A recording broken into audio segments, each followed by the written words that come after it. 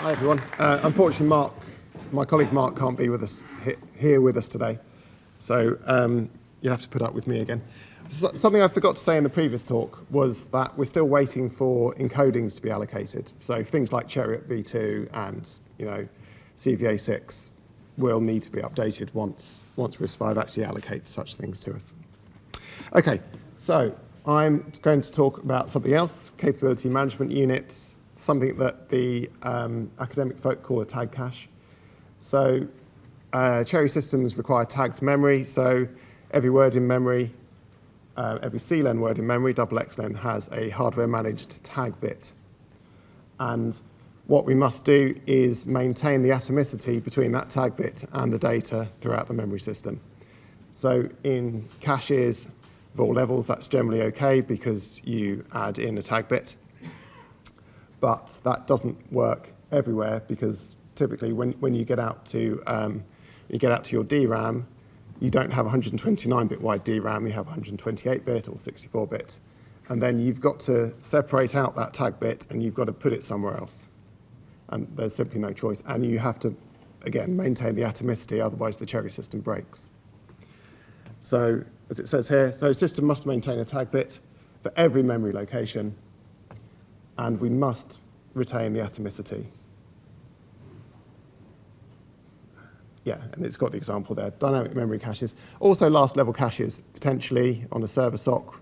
If they haven't been updated to support CHERI, you may have to separate out before you get to that point. So we have something called the capability management unit, not called the tag cache. So it's more flexible than just a tag cache. So it's designed to be used in sort of large complex systems and smaller simple systems with multiple bus masters or managers and subordinates. And it also supports the entire Axie4 spec, so anything that a bus master can possibly, any transaction that can be created is handled. And it tries to minimize the overhead because typically you get very aggressive reordering going on in real chips. And what we don't want to do is put an IP in the way which just slows everything down or has to undo the reordering because it's trying to sort out the tag handling. So we put a lot of work into maintaining the throughput.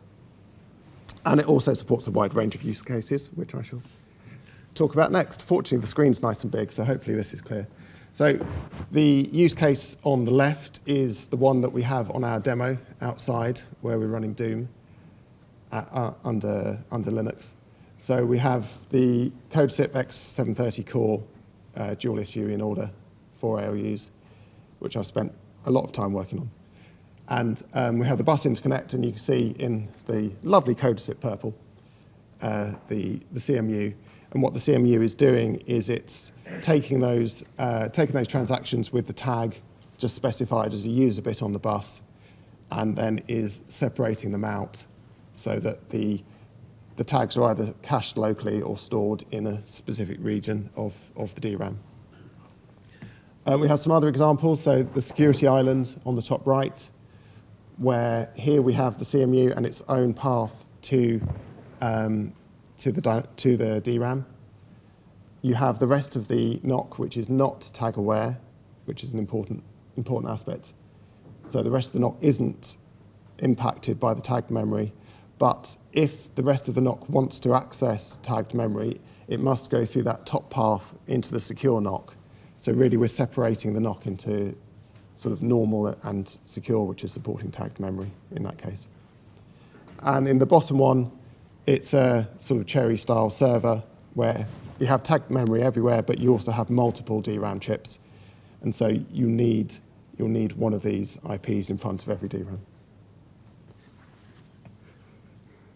I'll ask you why you're shaking your head afterwards. I didn't hear what you said.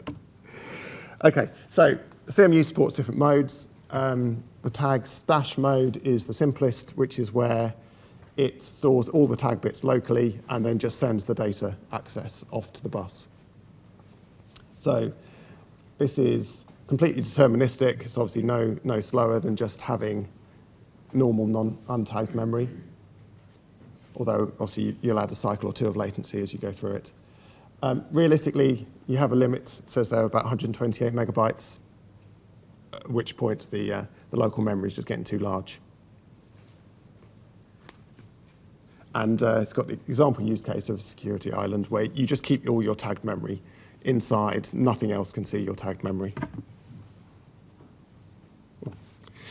We have the tag cache mode, which is like a normal cache, and what you're doing is you're storing cache lines of tag bits locally in the cache.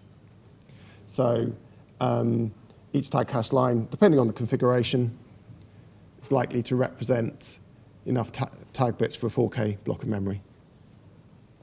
And then, of course, you have the non-determinism of caching, but that's something we all accept. And in this particular mode, you can get empty lines forming, which brings us to the next mode, which is the group cache, which is sort of like the hierarchical mode in the Cambridge tag cache, where if we know that lines don't have any capabilities in them at all, then we just store one bit to say this 4K region has nothing in it. And then if you're loading from it, you don't need to do any kind of lookup to read the tag. And if you're storing to it, providing you're not storing a tag, you don't need to do anything. It's just a normal DRAM access.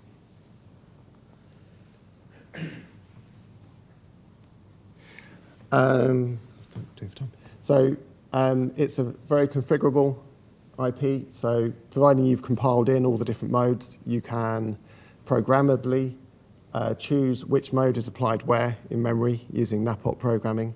So you can have tag stash for one region, you can have the group cache in another region and such like, and dynamically reprogram. Obviously, at that point, you want to synchronize all your tags so you don't break the system. And any internal storage used for tags can only be accessed by the CME. So people can't just go in and overwrite them.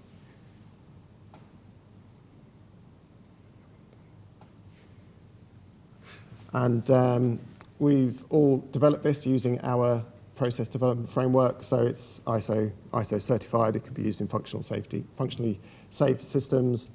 We have the reliability, availability, serviceability features, which is quite hard to say, using the RISC-V RERI interface.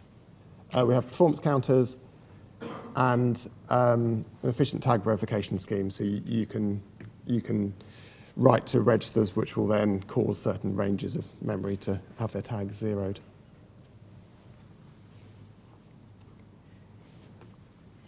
And again, it's running outside. We have releases available for partners to prototype, and it's based on the efficient tag memory done by the folks sitting just in front of me. And I think that's it. Oh, I'm under time again.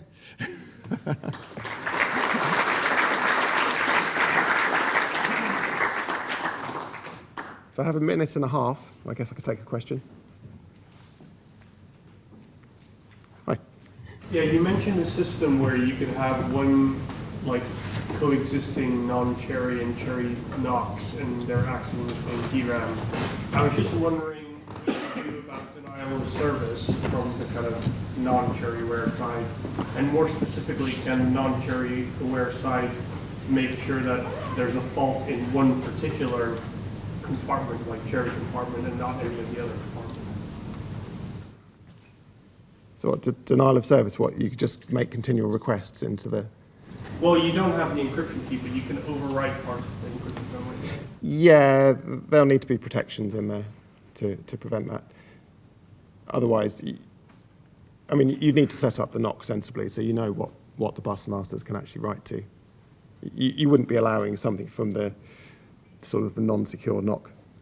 It's flashing. I know. It's okay. Oh, it's okay. It's because you're setting it. I'm saving it for a second beep. Okay. You basically need to set up the NOC suitably so that something from the non-secure side wouldn't be able to trash something on the secure side. So if you set up the NOC in a sensible way, why do you need the encryption in the first place? It's not encryption. It's splitting the tags off. It says encryption. Sorry, it says inline memory encryption, that's why I was confused. Oh, I see. I take no responsibility for this slide. It's not my presentation. I'm just filling in, so I don't know. Sorry, I hadn't actually read the slide properly. All right, thanks very Okay, much. thanks. Appreciate it.